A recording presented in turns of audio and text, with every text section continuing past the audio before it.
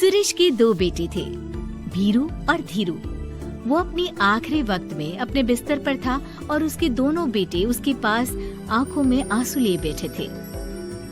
पिताजी, आप चिंता मत कीजिए, मैं और धीरू है ना, हम आपको कुछ नहीं होने देंगे। हाँ पिताजी, आप बस आराम कीजिए, डॉक्टर अभी आता ही होगा। मेरे बच्चों, मेरा अंतिम समय आ गया है।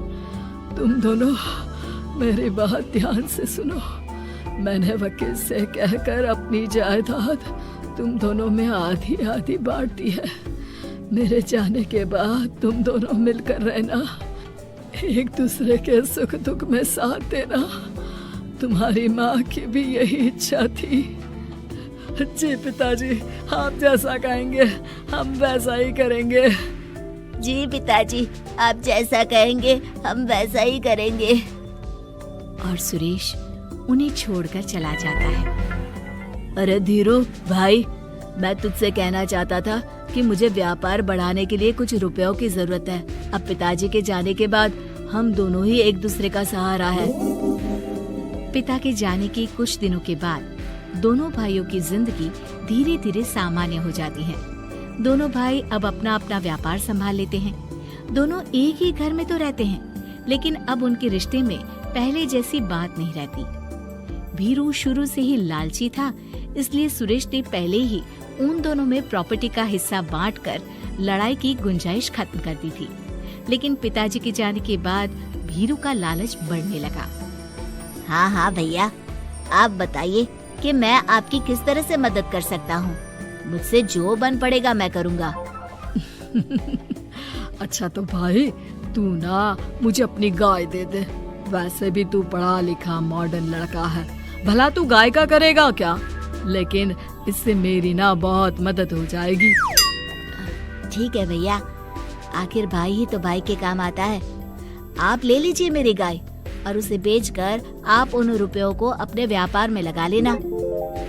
बस फिर क्या था, भीरू अपने लालच की वजह से आए दिन धीरू से किसी न किसी बहाने पैसे या कीमती सामान ऐंठता रहता और बेचारा सीधा सादा धीरू उसकी मदद कर दिया करता। इसी तरह 2 साल बीत जाते हैं और दोनों भाई शादी कर लेते हैं। शादी होने के साथ ही अपनी बीवी के कहने पर भीरू अपना हिस्सा अलग कर लेता है। अब दोनों भाई अलग अलग रहने लगते हैं। अरे साधना, ये देखो, मैंने आज ही एक बड़ी डील साइन की है। ये शहर का सबसे बड़ी फैक्ट्री का मालिक है। इसके साथ व्यापार करके मेरे व्यापार में दिन दुनी रात चौगुनी तरक्की होगी। लेकिन इसकी बस एक ही शर्त है, अगर इसे हर हफ्ते सामान की पेमेंट नहीं दूंगा तो मुझे इसे जुर्माने के तौर पर बहुत बड़ी रकम देनी होगी। ये तो बड़ी ही चिंता की बात लगती है जी। अरे चिंता कैसी, मैंने पहले ही हिसाब लगा लिया है। मैं इसे हर हफ्ते पेमेंट भी दूंगा और एडवांस पे ऑर्डर भी, तो फिर चिंता काहे की। पास से गुजर रहा भीरू उन दोनों की सारी बातें सुन लेता है और फिर, अरे राधा सुनती हो, उस धीरू ने आज एक बहुत बड़ी डील साइन की है। ये सुनकर ना मुझे बहुत बुरा लग रहा है। भीरू उसे सारी बात बताता है। तो ऐसे हाथ पे हाथ रख के गुस्सा करने से क्या होने वाला है? आप तो उस डील की कमजोर कड़ी जानते ही हैं, तो मारिए हथौड़ा। अगले दिन धीरू के घर में चोरी होती है और उसमें उसके वो रुपए भी चले जाते हैं जो धीरू डील के मुताबिक क्लाइंट को देने वाला था। फिर शर्त के हिसाब से धीरू को जुर्माने की रकम देने के लिए अपना घर गिरवी रखना पड़ता है और उसका व्यापार भी बंद हो जाता है। सुनिए जी, आप दिल छोटा मत कीजिए। आप कोई ऐसा बिजनेस कीजिए जिसे आप जल्दी से जमा सके और कम पैसों से भी शुरू कर सके। आप फल सब्जियों का व्यापार शुरू कीजिए। तुम ठीक कहती हो, मैं कल से ही मंडी जाकर सब जानकारी लेकर आता हूँ। उधर भीरू और राधा धीरू की बर्बादी की खुशियाँ मनाने में लग जाते हैं और इधर धीरू खूब मेहनत करके फिर से अपनी आर्थिक हालात पटरी पर ले आता है। लेकिन फिर एक दिन,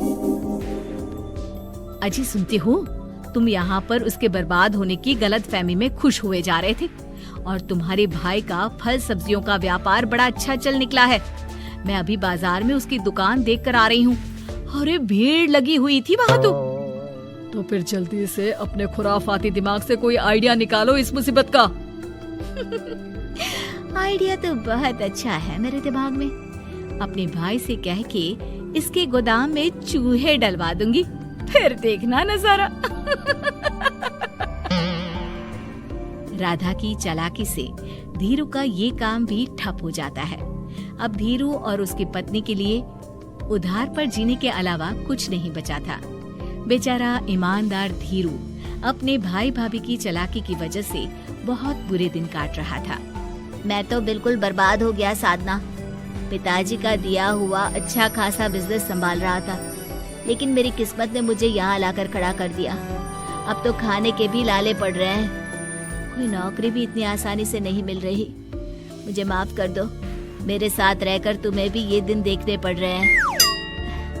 देखिए जी, आप दिल छोटा मत कीजिए। भगवान कोई ना कोई रास्ता जरूर खोल देगा हमारे लिए।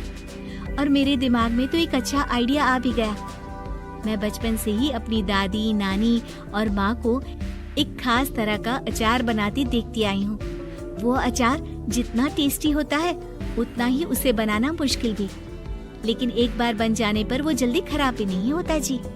वो अचार सिर्फ हमारे ही गांव में बनता था, जिसे खरीदने के लिए दूर दूर से लोग आते थे। मैं सोचती हूँ वही अचार बनाने का काम हम शुरू करें तो। मैं बनाया करूँगी और आप उसे मार्केट में बेच आया करना। साधना, तुम्हारी बातों से मेरे मन में उम्मीद जाग उठी है, लेकिन ये सब काम शुरू करने के लिए रुपए कहाँ से आएंगे? ए जी, मेरी ये कंगन किस दिन काम आएंगी? आप इन्हें गिरवी रखवा लो और जब पैसे आ जाए तो इन्हें छुड़वा लेना।